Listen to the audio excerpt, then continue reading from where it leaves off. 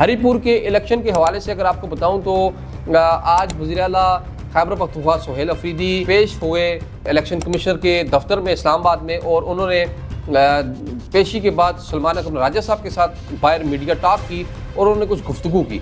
उस गुफ्तगू में उन्होंने चंद बातें की, सलमान अकरम राजा साहब ने भी की। सलमान अकरम राजा ने उस अपनी गुफ्तगू में कहा कि हम हरीपुर के इलेक्शन के हवाले से वाइट पेपर जारी करेंगे। जो धांधली वहाँ पर की गई, जो जुल्म वहाँ पर किया गया, जो आरओ ने डीआरओ ने वहाँ पे रिगिंग की, रिजल्ट को मैनिपुलेट किया गया, हम इसके हवाले से एहतजाज करेंगे और एहतजाज करते भी रहे हैं। हम हर आइनी कानूनी रास्ता इख्तियार करेंगे।